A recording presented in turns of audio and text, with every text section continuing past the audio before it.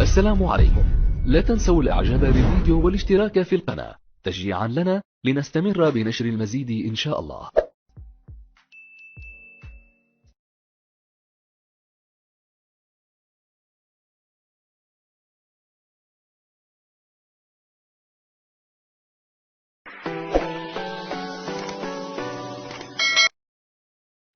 شبكة الإذاعات الإقليمية من القاهرة. وزارة التضامن تقدم الكثير من المبادرات والحملات التي تساعد المواطن المصري. وزارة التضامن الاجتماعي هي الأم الحنون لكل الشعب المصري وكل المحتاجين. حملة هنوصلك حملة جميلة جدا لذوي الإعاقة. حملة هنوصلك بتقدم يعني توفير بطاقات رعاية متكاملة لكثير من ذوي الإعاقة. عن هذه الحملة وعن تفاصيلها معنا الآن تلفونيا الأستاذ خليل محمد خليل، مدير عام الإدارة العامة للتسجيل والتوجيه بوزارة التضامن الاجتماعي. مساء الخير أستاذ خليل. مساء الخير على حضرتك يا فندم وعلى المستمع الكريم. بستأذن حضرتك دلوقتي حملة هنوصلك، عايزين نتكلم على تفاصيل هذه الحملة.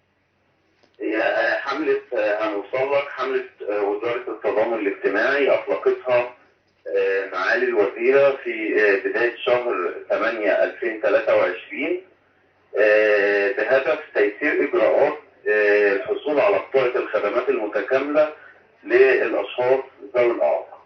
الحملة بتستهدف الاستفادة من كل الإمكانيات المتاحة لدى وزارة التضامن الاجتماعي، وكمان بتتوسع في التعاون والشراكات مع المحافظين والوزراء والشركاء من الجمعيات والمؤسسات الأهلية زي مؤسسة صناع الحياة مصر بكل متطوعينها، وجمعية الهلال الأحمر المصري، والعديد من الجمعيات الأخرى اللي هي عندها متطوعين بهدف الوصول إلى الأشخاص ذوي الإعاقة في أماكن سكناهم.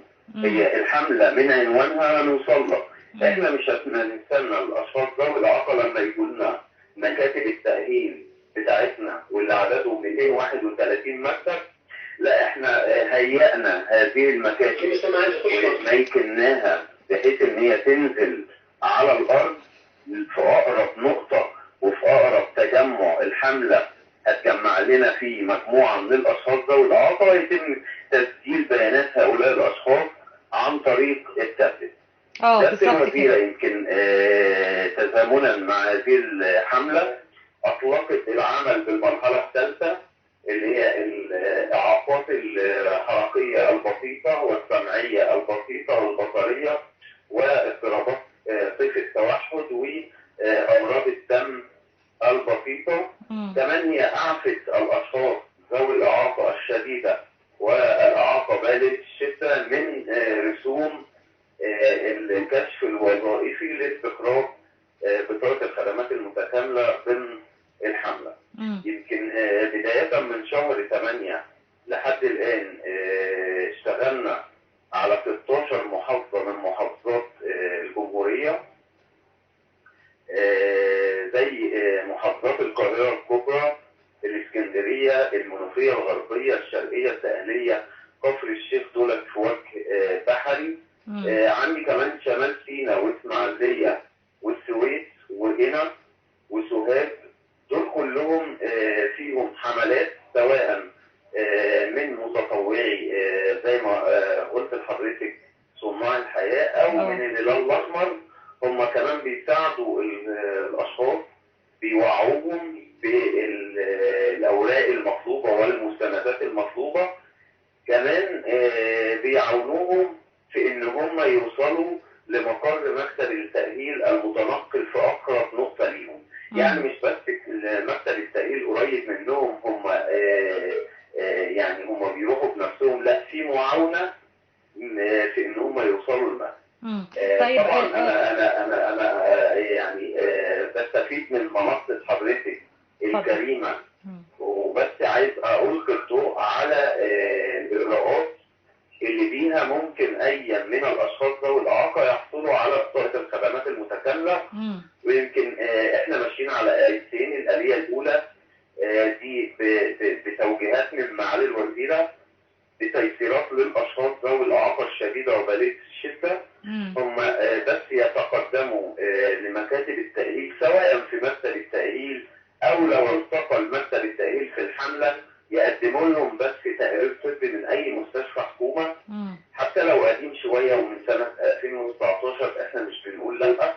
يقدموا 3 صور شخصية، يقدموا صورة بطاقة الرقم القومي أو صورة شهادة الميلاد بحسب الأحوال. مكاتب التأهيل بتقوم بإجراء أداة التقييم الوظائفي، وبتبقى بعد كده هي مسألة إجراءات إدارية متعلقة بطباعة البطاقة وتوصيلها للمواطنين عن طريق الإدارات الاجتماعية التابعة لمحل سكن.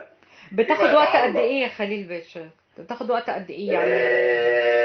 بطاقة الخدمات المتكاملة بتاخد وقت 45 يوم لحين إصدارها، بس طبعا في ظل حملة هنوصل لك المدة دي هيتم تقليصها قدر الإمكان. أنا أتوقع في الأيام القادمة إن شاء الله هتبقى فترة استخراج البطاقة من 25 ل 30 يوم. أنا بس كنت عايز أكمل الآلية اللي هي خاصة بالأعاقات المتوسطة والأعاقات البسيطة. هم نفس الإجراءات، بس هم احنا بنطلب منهم يتقدموا عبر منصة وزارة الصحة بطلب لتسجيل بياناتهم بغرض الكشف الطبي.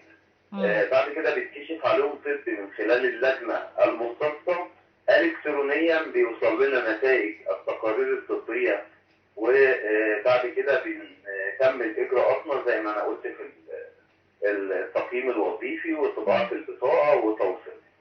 كمان احنا في الحملة يمكن الأشخاص اللي بيوصلوا لنا بعد توعيتهم طبعا بالأوراق المطلوبة، لو لقيناهم ما سجلوش على موقع وزارة الصحة بنسجل لهم، بنستعلم لهم عن موقفهم وعن نتائج تقاريرهم الطبية اللي وصلت لنا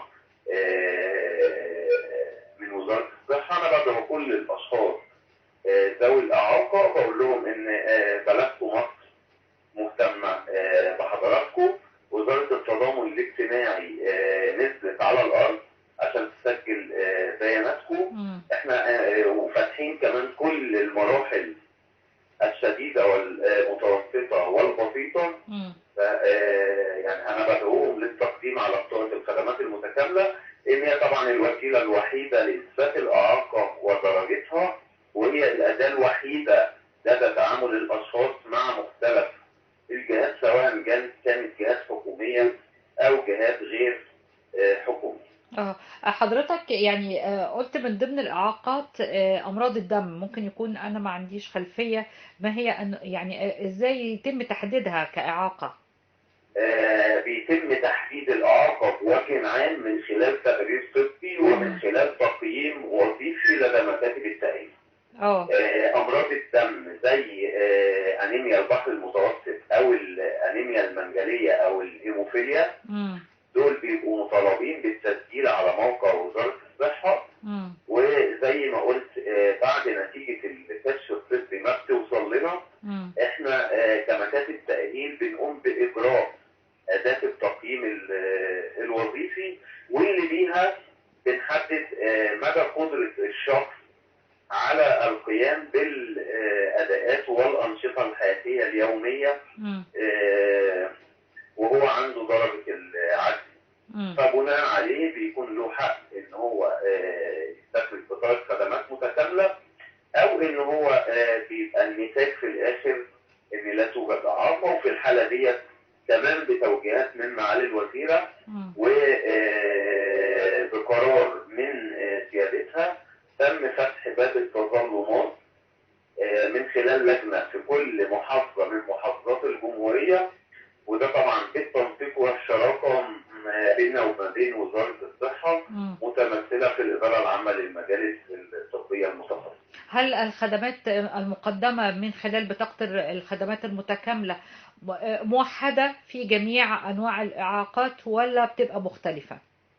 هو خلينا بس على المستوى القانوني والمستوى التشريعي. لو أتينا هذا كل الخدمات متاحة لكل الأشخاص ذوي الإعاقة،